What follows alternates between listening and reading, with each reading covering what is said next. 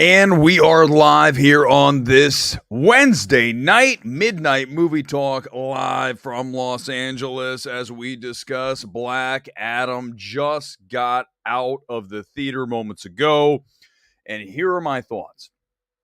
As succinctly as I can put them, we are now about to enter yet another one of these critic mainstream audience divides. We have the low Rotten Tomatoes score, and then we're going to get a really solid audience score. You wait until that happens. So, yes, the headline tonight, no, Black Adam isn't bad. Is it great? No. Is it bad? Is it something you should avoid? No. And here is why. Let's go through the reasons that I am recommending that you go see Black Adam. Number one, when you start with a star with the charisma that The Rock has, you are already ahead of a lot of films, okay? So now you have someone who physically embodies a superhero, right? Without having to stuff him into some kind of suit. He literally is the suit.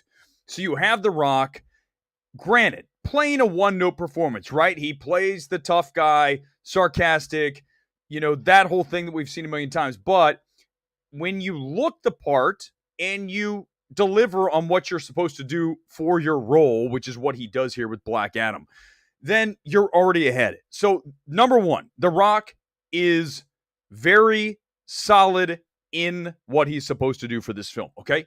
Is it an Oscar performance? Come on, guys. Let's not do that. It is very good for what it is, okay? So he is reason number one why Black Adam is something you should go see. Number two, the supporting cast here works, okay? As I watch, you've certainly heard a lot about Pierce Brosnan, and when you talk about really talented thespians, you're looking at Pierce Brosnan. So you have him, and you have The Rock. You have two very good screen presences. So right off the bat, you're good there. And when I look at Pierce Brosnan, he just brings the gravitas. He gives you just what you need, right, to let this story, and we're going to get to the story in a minute, exist and to flourish as best it can, okay? And then you look at the supporting characters. The one thing I'm going to say, and this is something I'm going to need you guys to jump in on the comments. I need someone to explain this to me because I do not understand Noah Centreno's or Centrino, however the hell you say his name. I don't understand this kid's appeal. I mean, I'm not saying he's bad in the film. I just look at him and I say, who's the chubby Pete Davidson? He's like a kind of a chipmunk-cheeked Pete Davidson. And I just feel like that's the best you can do. I mean, he's fine as Atom Smasher, which, by the way, Atom Smasher, his costume is Deadpool. I mean, when DC, Warner Brothers went and said, hey, let's get this together. Now, granted, I understand Atom Smasher was probably originated before Deadpool, but the point is the version that we see on screen looks like Deadpool, only with Ant-Man powers, right? So Atom Smasher grows to the size of 6 stories. So, but Centreno's he's fine. I just what is this kid? I guarantee I don't know anything. I'm telling you guys right now, I don't know anything about Noah Centineo and his background, but I bet you, and if I'm right on this, guys, you owe me like 1 million likes. I'm calling this right now. I guarantee the kid has connections to someone who is powerful. I guarantee you that. Because when I watch, I go, that's your guy?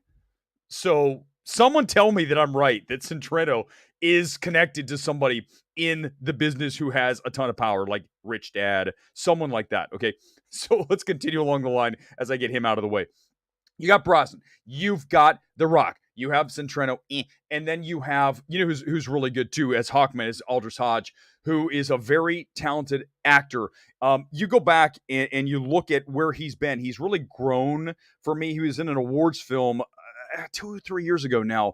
And I'm forgetting the name of the film right now. He was a man on death row. Very good in that film, and smart of Warner Brothers to pick him and use him here for Hawkman. So I'm looking here at the rest of the cast and just going through just the notes that I have. Viola Davis is in the film, so yes, you'll see her. Who is the Quintessa Swindell is the other member of the group here, the Justice shit. It's not Justice League. Is it Justice Source? What the hell's the name of the group? Guys, listen, how many times have I told you I enjoy CBMs, but they're not my life, okay? I just want to see a film that was entertaining, and again, that's what this is. Okay, so let's go on to reason number 3 of why this isn't maybe a reason to see it, but this is what we are going to have to talk about. It's the same story we've seen so many times before in any kind of, epic sci-fi extravaganza. In this case, it's a CBM. You've got a bad guy who wants to get the source of power, right? How many times have we seen this? How many times have we been down this road, right? Give me the source of power, and then I'm going to take over the world. It's literally like the basis for every single film that you go to see, it seems, when you go to see some kind of action adventure kind of thing. So here we go. The bad guy needs a thing.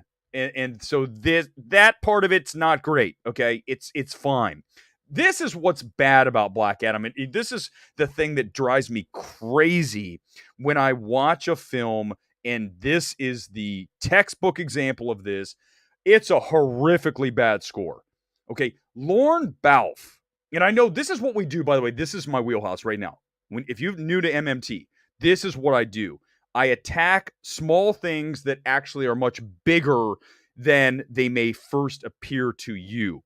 This score is so forgettable, so generic. I honestly, this is not the first time I've come across Lorne Balfe and a bad score. This is somebody who I don't even know if he understands composing. And then if he does, I feel like he just walks into the orchestra and says, just play something that sounds dramatic.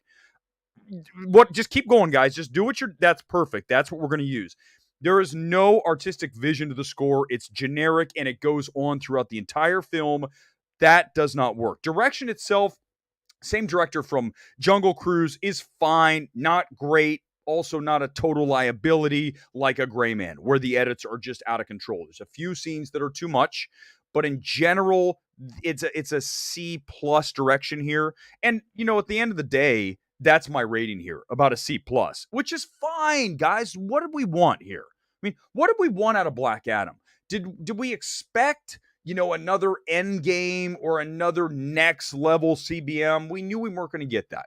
So I think that when you're reviewing it, you almost have to bring yourself down just a little bit. And I understand that some of you have a problem with that. But we are talking about the introduction of a Shazam-esque character, right? Links to Shazam in Black Adam. And The Rock possesses what he needs for the role.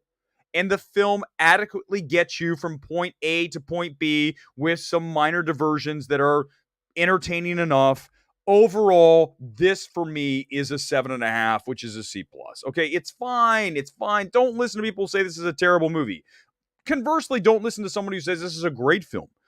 So I am on the side of recommend, but you're going to have issues with it, but you're also not going to walk out of it and say, my God, this movie's terrible. So these are the movies that I have a hard time even really latching onto, except for the score is horrible. I mean, just atrocious. It's almost better without a score. I would go and just strip all of Lorne Balfe's score out and start over. Just get rid of it. It ruins the film. I do have one other note I haven't gotten to, and this is very important. The end credit scene rules. It's everything you thought and you've heard. It is that. It's not necessarily a long thing, but it will deliver. And I'm telling you here, based on the reaction that I just got with the crowd that saw it tonight. And by the way, it wasn't a normal press screening. We had some press there. We had some VIPs. And we had just general audience members that were in this thing tonight at the Grove. By the way, that's why we're late, because the Grove is the worst location for a screening in all of LA. God, I hate going there. So getting back was a pain in the ass. But the audience liked it. They were cheering. They were into it. The moments where here comes Black. Oh, they were totally into it. So that tells me that the average moviegoer will like it. It'll get a solid cinema score. It'll end up doing good money because I think families are in here. Well, why wouldn't they be? There's some, a little bit of violence, but it's not like anything that little kids couldn't handle. They haven't seen in, so many other films. So this is a film that will have that audience critic disconnect like we've seen so many times over the past several years. We're really starting to notice that critics totally down on a film, then the average moviegoer goes to see it and they're up on it. And that is exactly what's going to happen here with Black Adam. By the way, now we're having the sun that's just taking over. My light's just gone crazy. So it means it's an agreement with me. We are fully lit now tonight. So as we do this and we go into the comments, just know that that is the number one takeaway, is that this is a film that will absolutely do very well with mainstream audience members. My God, I literally cannot see. I'm going to have to turn the light down. It literally just like popped up. Okay, let's get into the comments. I'll see how long I can withstand the power of the sun on my face here tonight on MMT. Those of you who are just joining us, thank you for coming here to MMT. We really appreciate it. The channel's grown so much. It is about you and me, interactions, community, discussing films, and the takeaway tonight is that this is a pretty solid film. I mean, solid enough for what it is, okay? Without spoiling anything, how do you feel about the end credit scene? 100%, just talked about it. It's very good, and you guys are going to like it. You guys are going to really like this end credit scene. There's no question. You know what it is. I'm not going to tell you. I can't do that. But if you don't know, you will like it, okay? Yes, the mainstream divide is here again. Oh, no. 100, it's just that's what we have here with Black Adam again. I think that the cinema score is going to be higher. I think it's going to be an A- here. I think because of the ending, because of how the film generally works throughout for, again, the non-discerning moviegoer. They are going to give it an A- cinema score. So that is what I have here. And that's what a lot of you are asking, what's the prediction for cinema score? So I would go with that. And I gave it a 7.5 out of 10, which is, it's not tremendously, incredibly great. But it's also not something like in the 5s, 4s, 3s. Those are the films that I say, don't even bother, okay? And this is a good point. Are critics, for the most part, entirely useless? And this is a great topic. Now that we're on this right now, I'd love to have this. Let's do it. So, critics, and we've had this discussion before. We're going to do it again. Here we go. Critics largely speak for an audience of themselves. They do not speak for you. They do not speak for very many casual moviegoers, even, semi-regular moviegoers. They speak for their little group of critics that all talk to each other about everything has to be this heady creation. It all has to be the next invention of the best film ever. And ultimately, we're not going to get that very often, guys. We don't get Parasites very often. We don't get a Top Gun Maverick. We just don't get these films that are all the way up there pinging the top of the meter. So the critics, unfortunately, and you guys know the ones that we're talking about, they just don't work for very many people. They work for, I don't know who they're writing for. They're writing for themselves. And no one's suggesting that they are not being truthful. That's fine if they are. The problem is that what they're saying doesn't resonate with anybody. Their films and how they recommend or conversely, say do not see this film, they are speaking for a very small audience. Their tastes do not align with a lot of you. It's just the reality. Okay. So what I understand is this. As I do this, I understand that what I bring to the table is a very diverse view on films and what they're intending to do. So when I'm looking at Black Adam and evaluating it, I'm evaluating it against other CBMs, mainstream films. I'm not trying to compare it to Tar, okay? I'm not going to compare it to an A24 film. We're going to say this is a mainstream popcorn film that has The Rock in it, that gives audiences generally what they're going to like, and that is what it's supposed to do. This is not supposed to do something like a Tar or any number of awards films that you see over my shoulder. This is not that film. So when we get to this situation, I just get this. It's just know this. There's not a lot of critics that speak for you, okay? And if you find one that does, then go with them. But I'm telling you, they just don't. You know what? I'm going to hit a timeout here. Timeout on MMT. I'm turning this damn light down. I literally feel like I'm in front of the sun. It's going down. Give me a second. This is the beauty of live. Do you see this? We're going to adjust this live. We're going to turn this thing down. get me down to a much more moody kind of lighting. Thank you so much. And now, okay. See, now I can actually do this without the light like absolutely jamming me like I'm literally on the surface of the sun. Much better. Oh, I just feel so much better now. Live. We don't do the tape thing. What's that all about? It's just like, come on. Thank you for bringing that up. It's a great point. Superhero movies, it's 100% true. They generally just don't. They're useless. Most critics. Sorry, it's true. Seen accounts say it's very violent. Originally, could this be a Batman? No, not at all. Aaliyah, not at all. Whatever they're saying, I don't understand. There's a scene where a guy gets vaporized, right? So Black Adam's like choking him, and all of a sudden he just turns into dust and bones. But you know, kids have seen these things. Is that a little intense? Okay, yeah, but it's not like R. It's not Terrifier 2. Okay. Once you've seen Terrifier 2, everything's less violent. I don't care what you're watching. Even, snuff films are less violent than Terrifier 2. Not that I know. I'm just saying. I mean, so, no, I don't think so. I love Pierce. He aged ridiculously well. He does. He looks great for being. How old is Pierce Brosnan? I'm going to throw a number out. I'm going to say he is 70. I don't know. Someone hit me. I'm not going to bother Googling. I'm just going to say 70. And I'm going to say he looks great for 70. He could make me pregnant by Josh, welcome to the show. Yeah, I mean, he's got the gray fox thing going. He's a good looking dude. Okay, is it Centineo, whatever it is. Okay, here's the thing. That's not good enough, Aaliyah. We got to get to the bottom of this. Who does Noah Centineo, or however you say his name, who does he know? He knows somebody, or his family's loaded, or something. I'm telling you now, I don't see it. I'm watching this kid going, this is the guy, chunky Pete Davidson is the guy we're going to get for Atom Smasher. And if he's popular with Gen Z, then that explains a lot about Gen Z. Like, this is your guy? I mean, come on. Like, when you watch movie stars like Ryan Reynolds, The Rock, stars, like guys, Bruce Willis back in the day, Sylvester Stallone, Dolph Lundgren. I mean, not a star, but you know what I mean? Physically, yeah. You got Noah Centineo, whatever the hell you say his name. He's got to wear a padded suit. You can see. He's literally got the shoulder pads. I'm like, dude, hit the gym. Get yourself in really good shape. You don't have to look like The Rock, but if you're going to be in a movie, look at Hodge. Hodge clearly hit the gym to be Hawkman. He's got the shoulder. He's got bare shoulder. He's looking good. Noah's got this suit on with the foam on the sides to make him look like he's been to the gym. I'm telling you, this kid, I guarantee I'm right. I know I'm right. This kid is connected. He is from a wealthy family, and someone made a call and said, put this kid in a movie. That's what we're doing. We are savaging Noah. But it's true.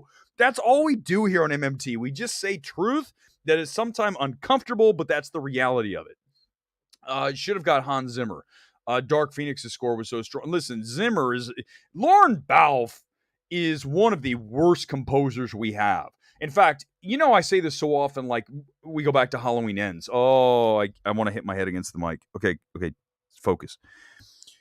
When you see something as bad as Halloween Ends, you say, we've got to redo the whole thing. When I listen to a score as generic as what I just heard from Black Adam, I go, Lorne Balfe, you're never working again for me. Ever. I mean, never.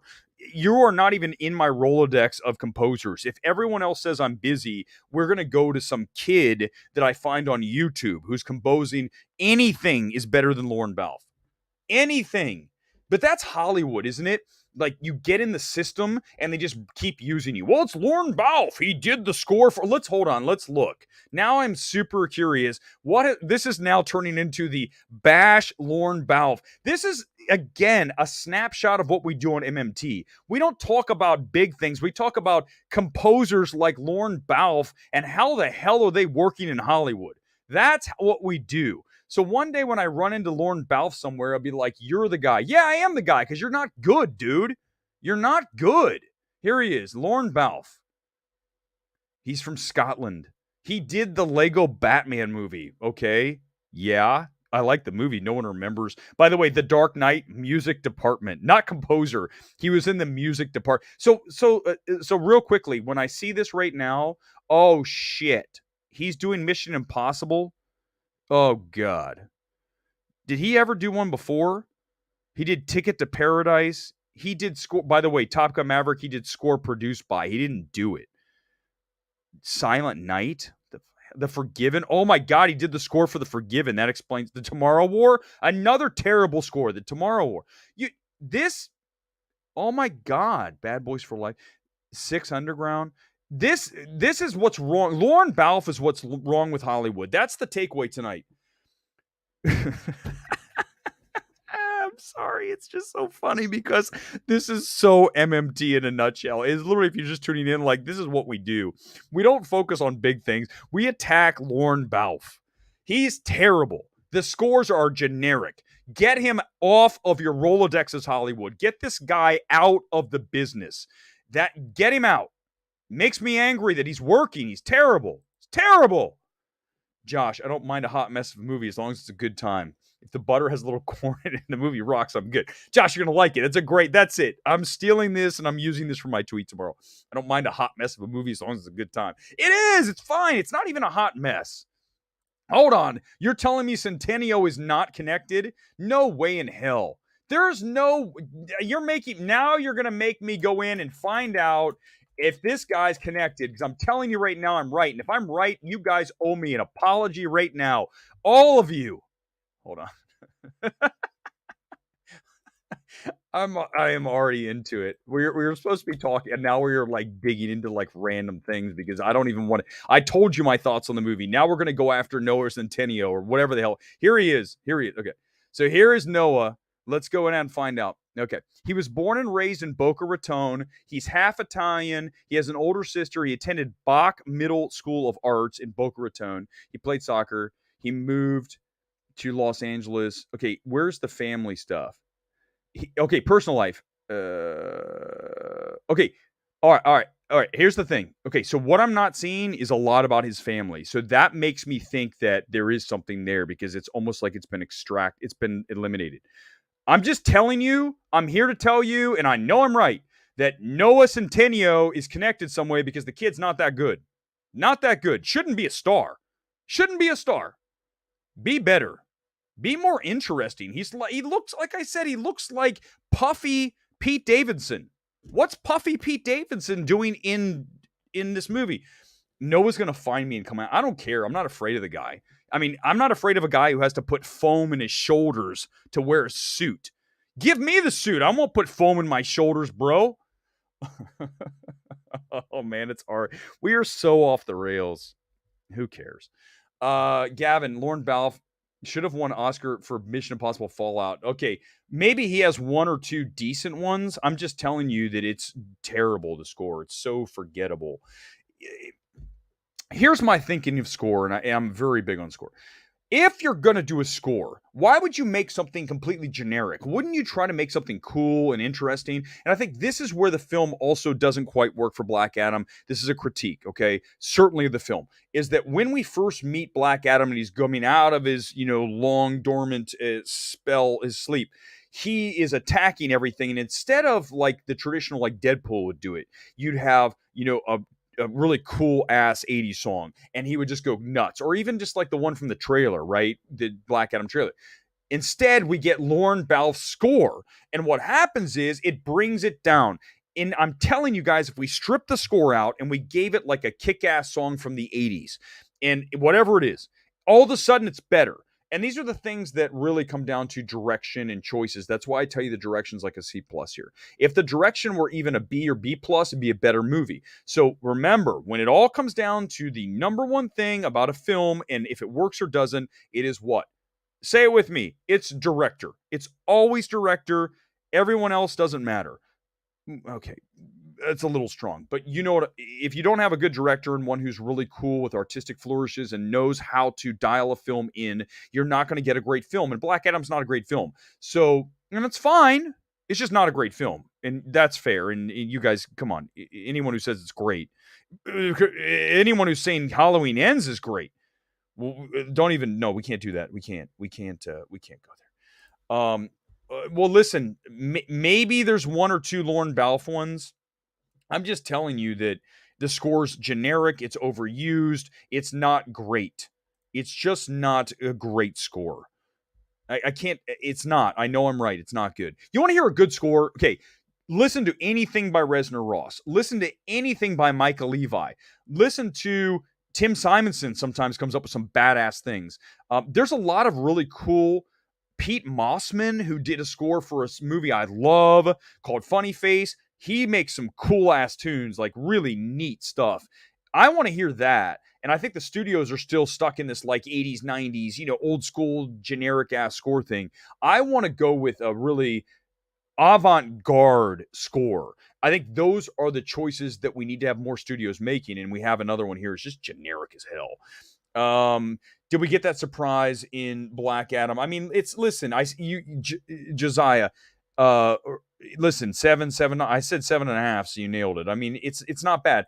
Is it better than Eternals and Thor 4? Listen, first of all, guys, I like Thor 4 way more than a lot of you. Okay, so that right there, Thor 4 is better.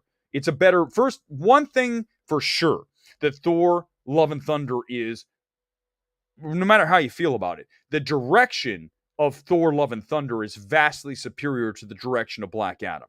So you'd expect that too, right? You would expect when we watch Thor with a director who's had, awards films, when you look at Jojo Rabbit, Taika is a much more talented director visually, I think assembly-wise, than what you have going on here with Black Adam. So Thor 4, better film. Multiverse of Madness, this is better than Multiverse of Madness because I have like a 6.5 on Multiverse of Madness, 7 tops. So this is just a little better. And it is, for me, if I had to watch Eternals or Black Adam again, I'm watching Black Adam. So if I were to rank the films you just gave me, I would put it as Multiverse and Madness and Eternals tied for bottom. I would have Black Adam in the middle, and I would have Thor: Love and Thunder at the top. I think that's a very fair ranking. That's how I'd put it. So there, it's good. Is it Saigonesia? Please, if I completely botched the pronunciation, forgive me. People say critics are useless all they want, but I know a lot of people check the reviews before dropping $20. Listen, I'm not going to say critics are useless because, hello, I'm, one, but I don't think what I do is what they do. It's a different strategy. It's a different way of viewing things. And what I'll say is find the one that you relate to, that when you come out of the movie, you go, yeah, that's what I saw. I agree with that. Not that you're trying to align with a given person, but you see the same flaws or the same things that are being praised. So when you go to watch Black Adam, you listen to the Lorne Balfe score and you go generic and you go, oh, well, Erick said that. You watch and you say, oh, The Rock, he's doing what he's supposed to do. He's solid. You watch Noah Centineo and you say, he's fine. And you see these things and you go, oh, then I align here. There's a lot of critics who do not. I've said it before. We're doing it again, guys. Oh, how many times do we have to do this?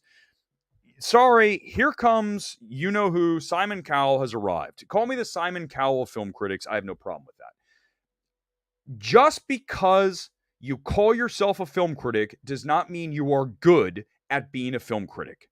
Okay? You could hand me a crown and say, put this on, Erick. I cannot call myself king of the world because I have a crown on. You can't just say that you are something. I know society tells us we can now, right? Everybody's good at everything. They're so talented at no matter what they do, they're good at it. Really? No, not true. Not true. So what you need to find are the people who know what they're talking about, who are generally on the money, and are accurate in your estimation. When you look at a film, do they align with what you see? And that's what we're looking for. But there are a lot of film critics out there who, they're not good. Come on, man. You can't say everybody's good. How is that possible? I mean, you watch sports. Is everyone who plays given sport, be it football here in America, football in England, do you watch in everywhere else, not just England? Do you say everybody's the same? No, of course. You say Ronaldo at a time was the best. I mean, he's still hella good, but he's better than 95% of the players out there. So why is it different with film critics? There's going to be some that are 95% better than the other people. It's just the way it is. And I know, oh, it's so, Erick, you're so mean. Whatever. I'm right. Is the movie like an average Marvel film? Yes, it is. It is. That's very fair. Akal Sharma. Very much an average Marvel Phase 3 film.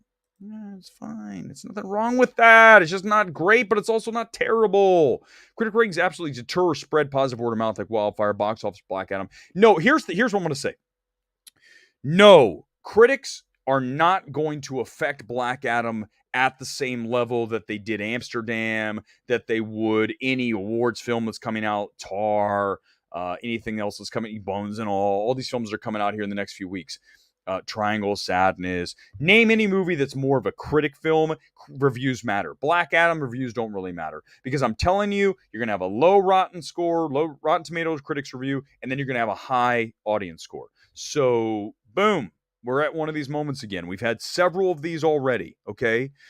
This year alone, we've had numerous ones where the critics are in their own universe and the mainstream audience is going to be happy enough with the film. That's where we are here on this. I know I'm right again, and everyone who's watched MMT, anyone who follows me on Twitter knows the reality is I'm on the right side of history most times. It's just, it might sound egotistical to say that, but it's true.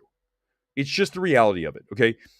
It's not hard to be on the right side of things because once you see the film, you can tell and you can evaluate how it's going to go over with the mainstream audience, how it's going to go over with the cinephile crowd out there. You have to be able to filter it through all these different lenses, and that's what I specialize in. And I'm here to tell you that Black Adam's not going to work with cinephiles, but it's going to work with the family that goes to AMC on a Saturday afternoon to watch a matinee showing of Black Adam. I'm right.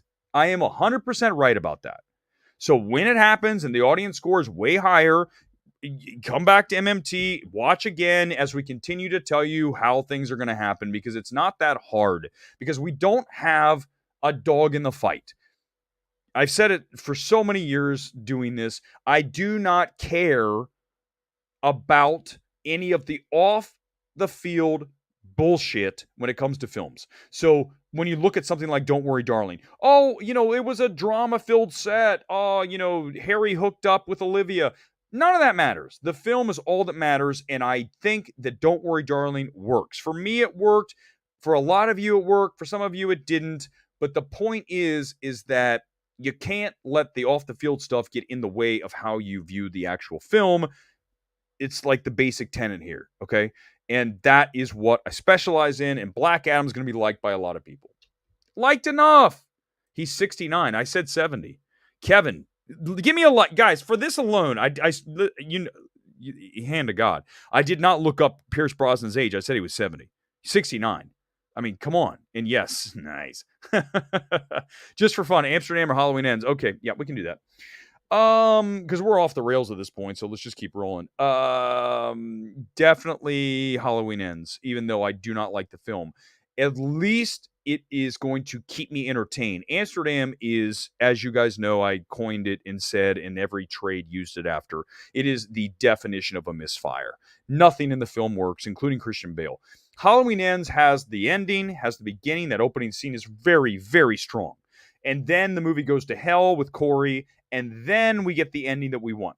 So if you can extract the 90 minutes in between the opening scene and the closing finale with Michael, the actual Michael Myers, then the film, works.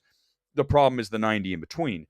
Corey, oh, hell no. Corey's terrible. Who's worse, Corey or Gordy? I mean, it's Corey. By the way, last night, oh, guys, great story. Last night I went to the Nope party. There's Jordan Peele. And I walked by him, and I was so tempted. I really wanted to, but I don't know. I want to do this here tonight. I was gonna say, listen, Jordan, I really like Nope. I think it's very good, but can you just give me like the very root Cliff Notes version of Gordy and how you envisioned it working? And then he might get angry, but I didn't do it. And if I see him again, I might do it. It's just one of those things that's very awkward because he might think that I'm going to make fun. I just want to hear his exact words over a vodka tonic. You know what I mean? So I didn't get a chance. I promise you I'll do it next time. I just was like, I don't know about this. I don't know if I want to do this. I feel like Jordan Peele might not enjoy this. Not that I was afraid. I just was like, there's a million people around. When you go to these parties, by the way, you go to these parties like the one last night for Nope. And people just surround, there's Jordan Peele. Oh my God, right? They surround these people, and they want selfies and all that. And don't get me wrong, have I done that? Of course. But it's like, oh my God, it's like it's a pack of people around a human being. And it's just kind of weird to me because it's like, are we worshiping these people? It's very strange. Okay. So it just sometimes I just go, okay, I don't know if I really want to get into that. Sounds like they should have cast Joseph Baina instead of Centineo. I've seen him. He looks better physically, but again, I'm just not in love with Centineo. I'm not saying listen, I'm also not going to say he's the worst. I know that this kid is connected somehow. You guys know the story about, what's his name who played Hulk? The actor, God, he got kicked out of Marvel. You know who I'm talking about. Yes, from Fight Club. God, why am I forgetting his name? His story, if you don't know, he is connected to, his family is like mega wealthy, okay? Let me explain how Hollywood works. This is a fun thing to do because this is what no one else talks about.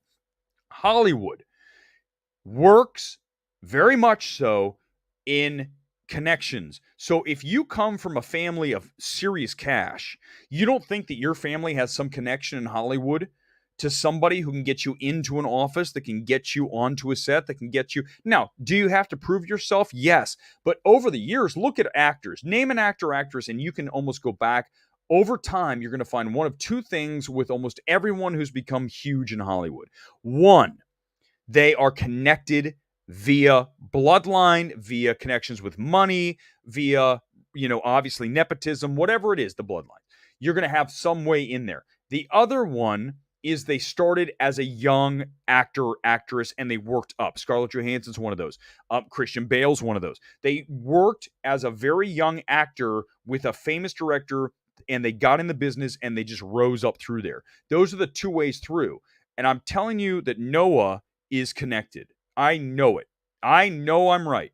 And someone's going to come on here, and you're going to say it's right. He is absolutely connected. His family has a ton of cash. I know I'm right.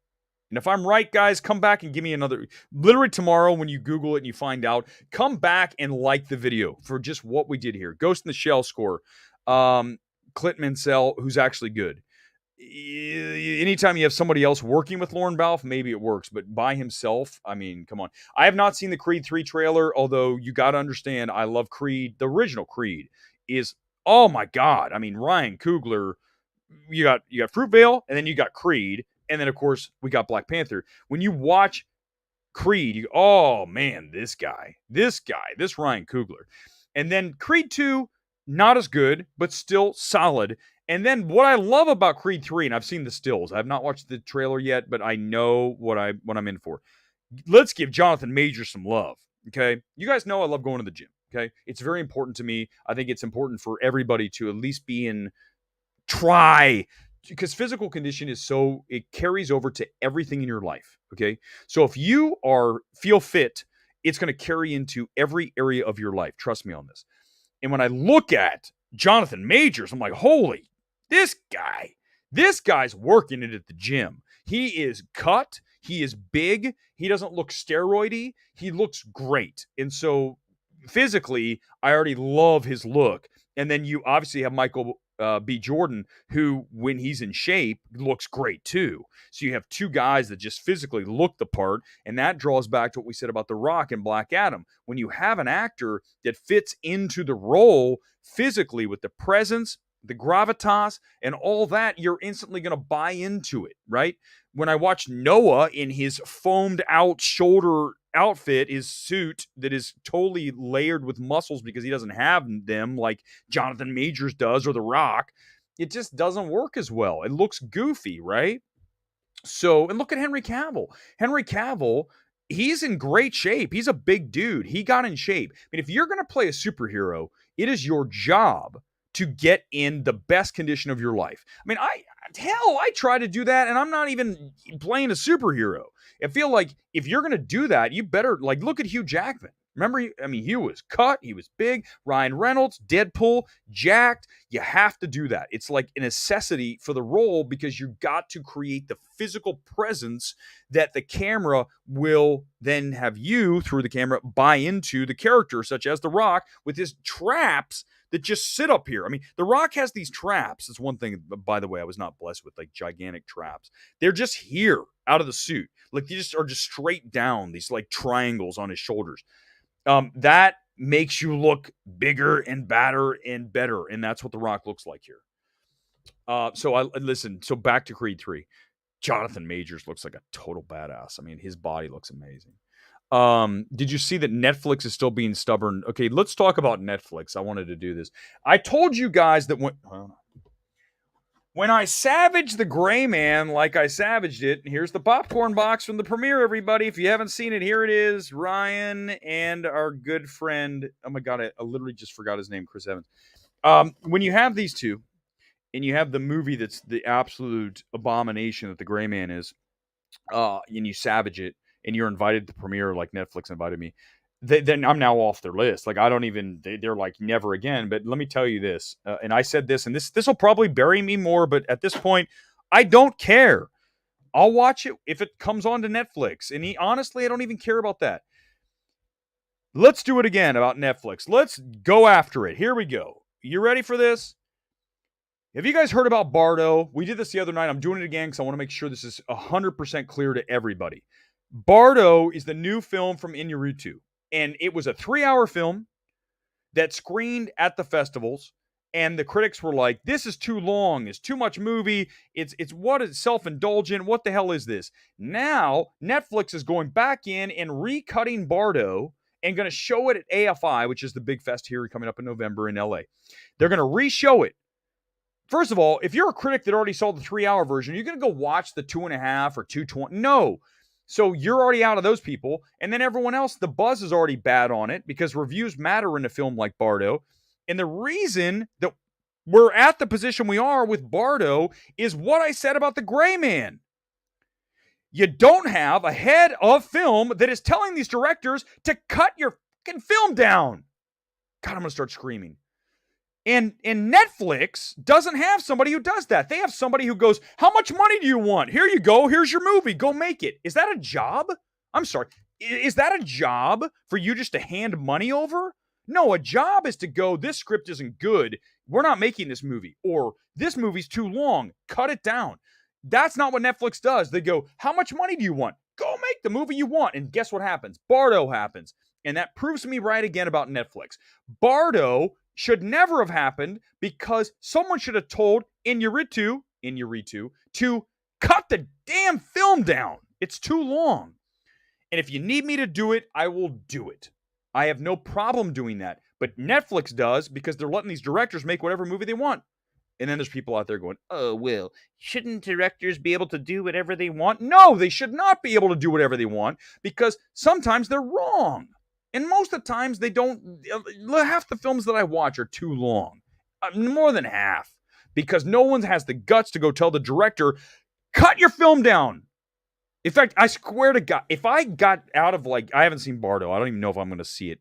I'm done with Netflix. And they're done with me. It's a perfect situation. I don't care. They have nothing good. That's it. It's over. I mean, that bridge is burnt. But they don't care about theatrical. So why do I care about them? Because you guys know that when you come on Midnight Movie Talk, we're not talking about streaming shit. I'm not going to do it. I don't have time for that.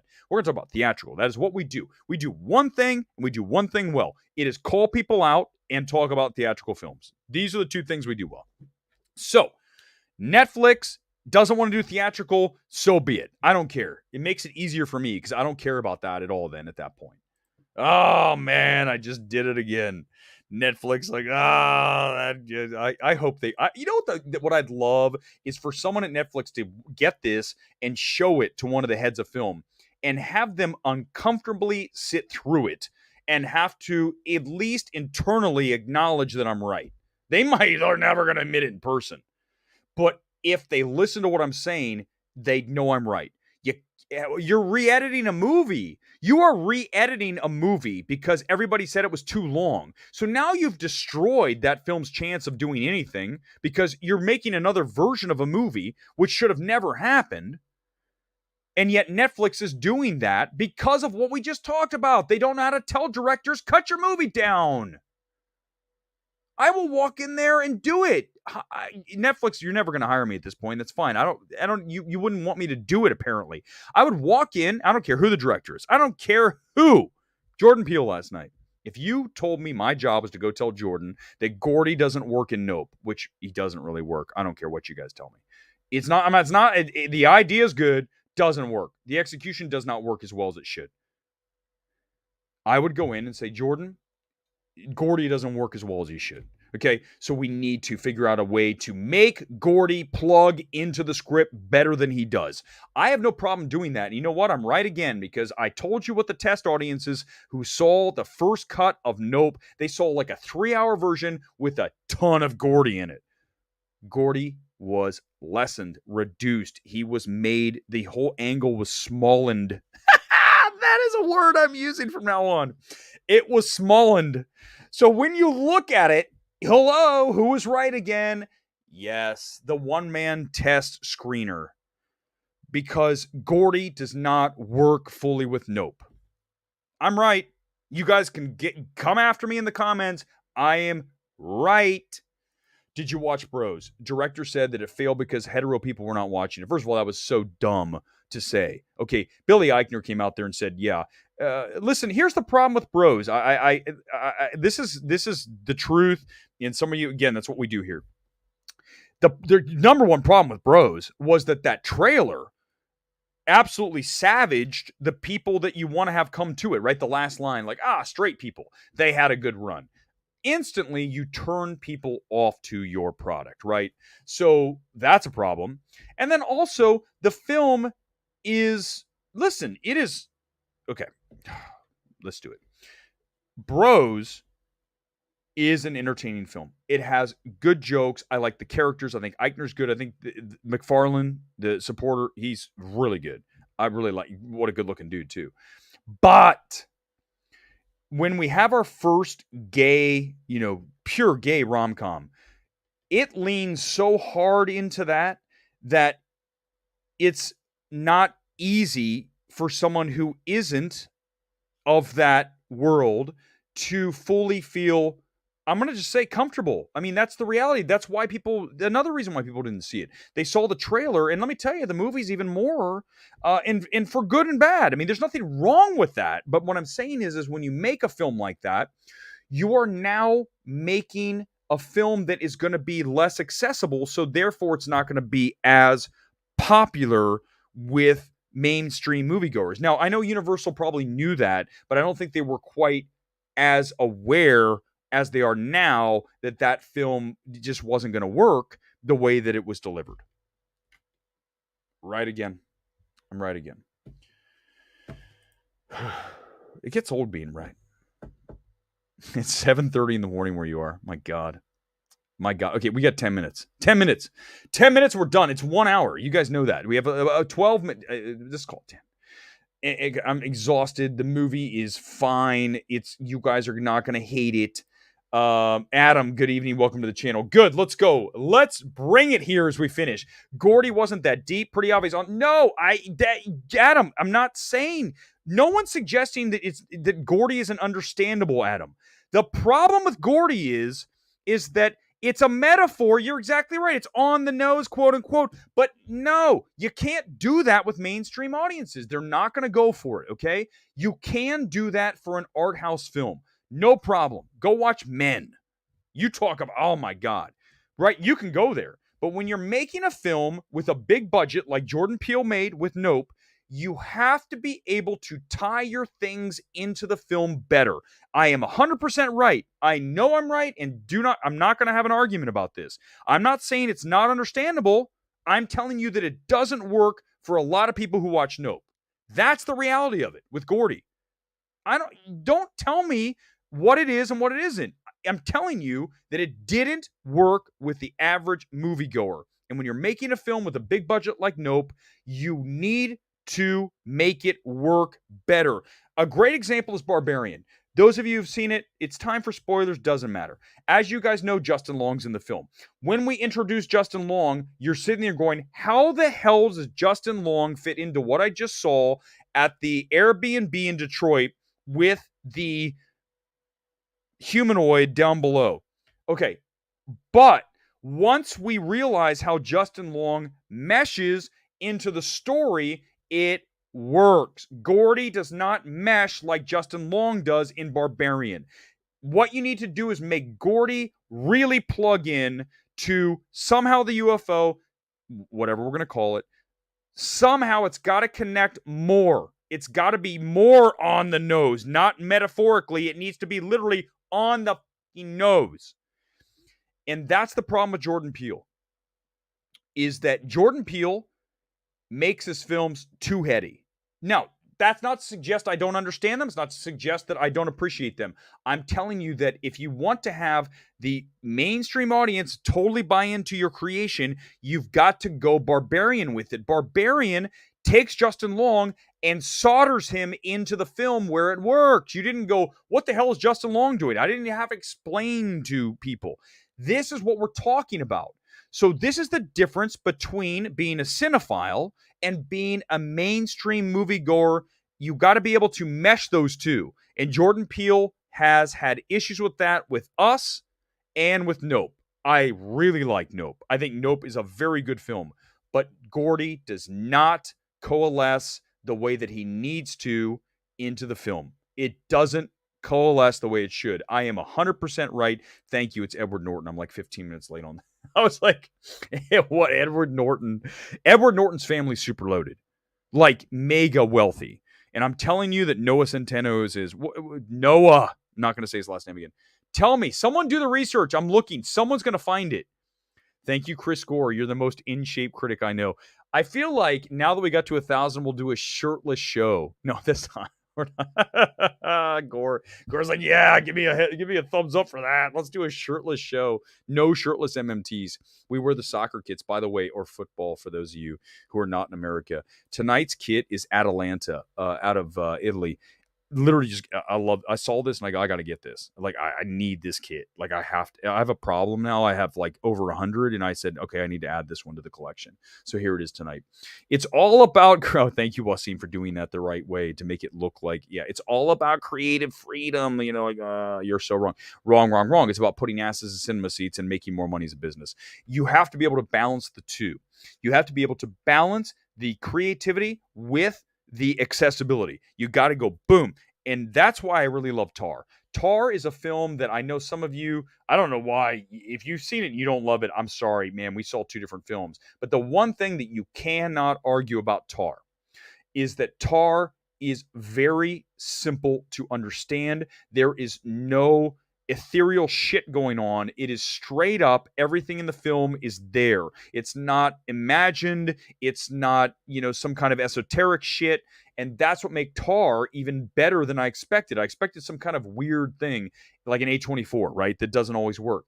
That's not Tar. And that's what, when we go back to Nope and we look at Gordy, you guys know I'm right, man. Don't make me do the Gordy thing again, guys. I'm right. You can don't give me the shit about explaining Gordy to me. Gordy does not work in Nope like it should. Justin Long absolutely works in Barbarian because he plugs directly into the film. Gordy plugs into a side outlet. Like, here's the main outlet. Let's plug Gordy in over here. No! Plug Gordy into the middle of the fucking outlet. But that's what Jordan Peele wants to do. Jordan Peele wants to be like, well, look, I'm so smart. I'm going to make... No. So maybe it's true. But the point is that you're going to lose mainstream audiences at that point. That's what we're talking about. And that's exactly what Wasim is saying right here. It's about creative freedom, but it's also about putting asses in the seats. Adam, thank you.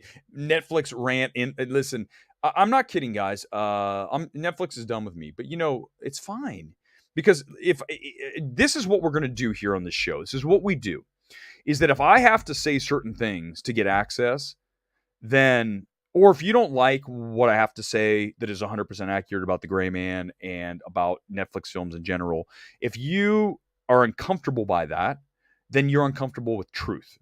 So that's a problem, and that's not my problem. That's a you problem, not a me problem, because I'm just saying what the reality is. And if Netflix did more of saying what the reality is versus saying what people want to hear to these directors, then we'd be in a better space.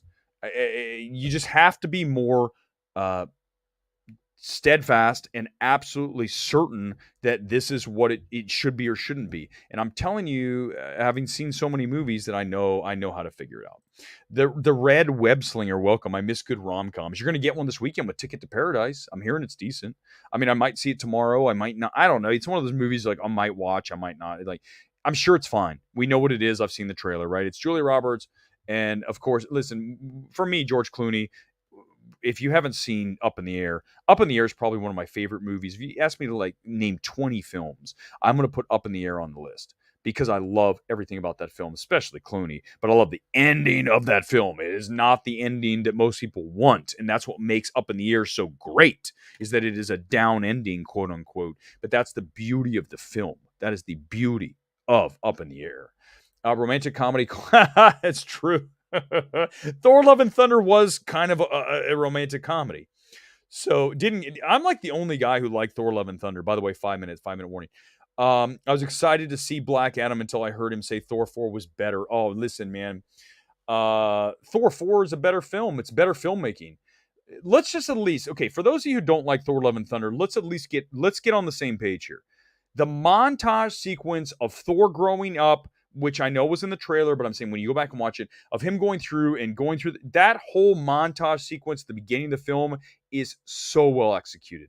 When I see filmmaking like that, I'm in. Granted, the script might not be perfect, but I did laugh. I love Chris Hemsworth, and I think that Taika Waititi is a very strong director.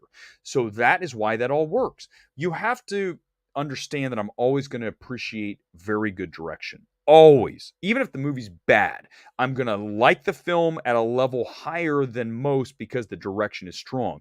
The problem is Black Adam's direction is very C+y, which is why we end up with a C+. The script is like a C. The Rock is a B+. I mean, he doesn't have a whole lot to do. And the movie itself is a C+, which is okay.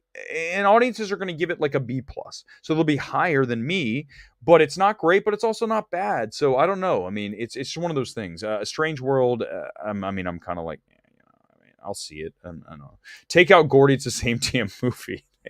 Wasim like has my back. And not only does he have my back, he's right. I mean, if you take Gordy out, it's almost the same film, right? Even though you and I both know that one of the best scenes of Nope is absolutely Gordy going ape shit.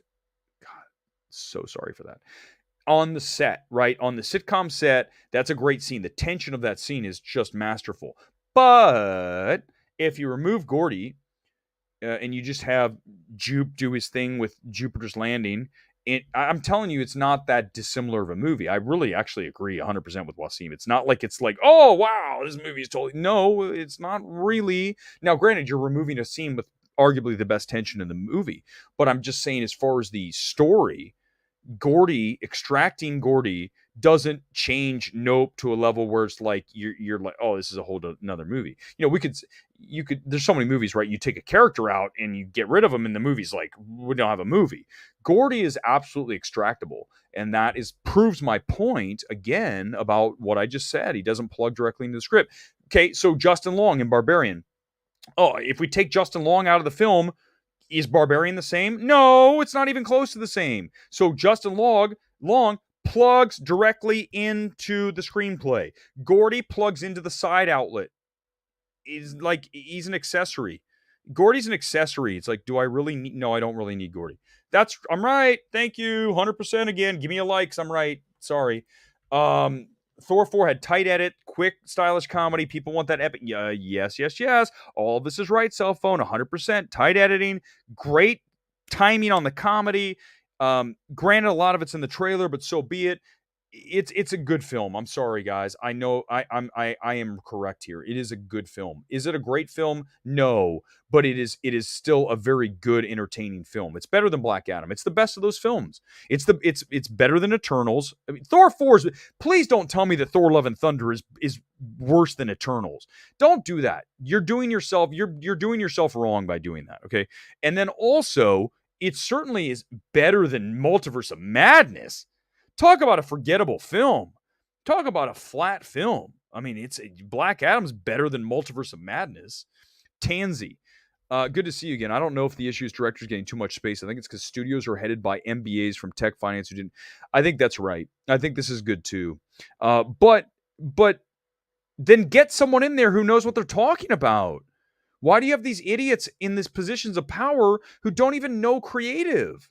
Like, like you said, tech finance, they're just like, here's the money. Like, get someone in there. And the other thing is, listen, this is another touchy subject, but let's just go here because that's what we do here. I'm not going to like shy away from things that we need to talk about. In the old days, we had, and I've said this before, and it needs to be said so that everyone understands. And then someone edits it out and doesn't get what I'm saying. Harvey Weinstein. Let's do it again. Piece of garbage, rapist, horrible human being. But, okay. The old school studio head, much in that vein, was known to be a major a-hole, okay? Just when it came to getting their way on the final cut on the film and saying, this is what we're going to do. So, we are now in an era where you have these studios that have these people in charge that are just saying, it's great, it's good, go with it, do whatever you want to do. Or they're doing too much test audiences. And the test audiences are largely dumb. So you have them watching a film saying this is good when it's not. And I can just see, like, I would love, and one day it's going to happen. I know it. Someone's going to call me. And it's I have gotten calls from production studios. It's saying, what did you think of a film? Where they come in and say, here's the cut. Give me your notes. And I'll say, here's what's up. This is good. This is good. This is bad. This is good. This is bad. You need to cut this down. You need to do this, move this around, rearrange. Great example. I just watched a film recently and I said, listen, if you rearrange the film and you bring it back and you bring this first, what the hell was it? Something I just watched. And I said, if you rearrange the sequence and bring this tighter, the film's better. And then when I told it to my friend Jeff, who's very smart, Jeff Ewing's a very smart screenplay guy, he goes, yes, because that's it. But I shouldn't be here on a YouTube channel, on Twitter, in saying things like, you need to do this with your film. That should be happening at the studio level. So going back to the old school studio way, when the main dude was like, listen, your film's going to come in at 145. That's it. There's no play in this. That's what it is. And we don't have that anymore. We have this, go ahead and make the movie you want to make. Then you get Bardo and you have to go back in and re-edit it because no one was man enough to stand up and tell Inarritu, your movie's too long. It's not good. You need to cut this thing down to 2:10 max, not 3 hours. But no one had that conversation. And because no one had that, quote, uncomfortable conversation, we end up with a re-edit job, which is way worse than anything that could have happened with that uncomfortable conversation, right? Because now we have to re-edit a film and ask people to watch it again because the first time wasn't really what we wanted to do. It was kind of just like a test run. And now we know what we're going to do. No, no, no. You get it right, and then you show it. If it's not right, you don't show it. Halloween ends. Show me the cut. I go, this movie is going in the trash. Give me the last 15 minutes. Everything before it is gone. Or you're going to take Corey, and you're going to make him go to the insane asylum where Michael Myers was when he was a kid. You're going to turn him into Michael Myers inside of the institution, and then you're going to release him into Haddonfield. You're going to have two Michaels going at it on the same night. They don't know what's going on. The authorities are like, wait a second, is this Michael Myers or is this new serial killer? Right there is a better film. Give me a like. Give me a like for what that is 100% better film. Halloween Ends, what I just said. I shouldn't be doing that here on a YouTube channel on a Wednesday night, telling you how to make your movie better and being right. That should never happen. But the studios, it's happening all the time because they have people in charge that don't know what the hell they're doing. And you know I'm right.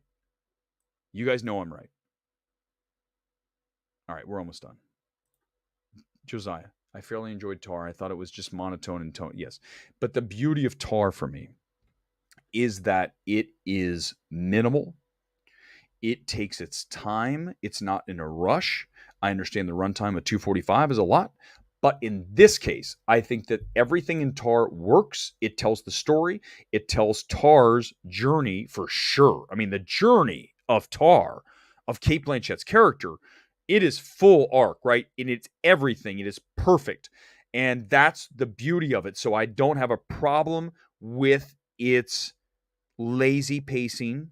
Just, we're going to get there. Just bear with us.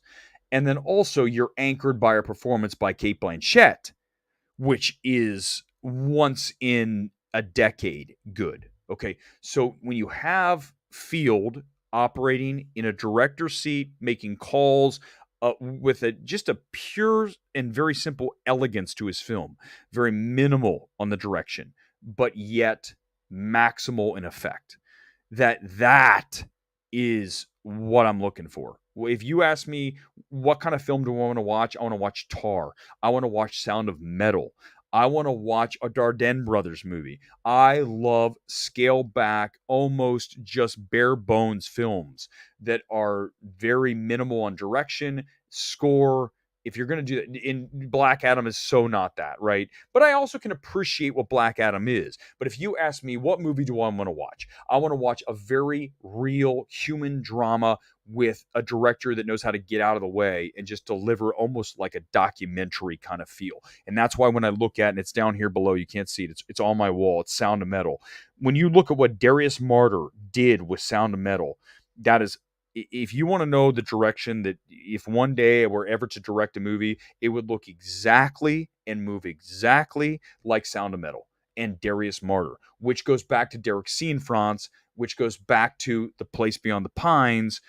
The first third of The Place Beyond the Pines is one of the best first 30-ish minutes of a film ever, as far as I'm concerned. The Ryan Gosling bank robber stuff is just mint. I mean, it is so great. The rest of the film, but the direction of Derek Cianfrance and Martyr work with Cianfrance, and between the two of them, that is the direction I'm looking for. It's almost documentary in style, handheld, in your face, little shaky cam. That opening scene from Place Beyond the Pines where Ryan Gosling is getting into the ball on his motorcycle, one take. It's so hard to realize where he bails out and the real motorcycle guy goes in. If you have never watched Place Beyond the Pines, you need to add that to your list of films to watch. And then you can flip it and literally right back to back, go watch Sound of Metal, and you're going to see the threads that link those two films in the direction that I love in a film. Perfect. That's how we're going to wrap tonight.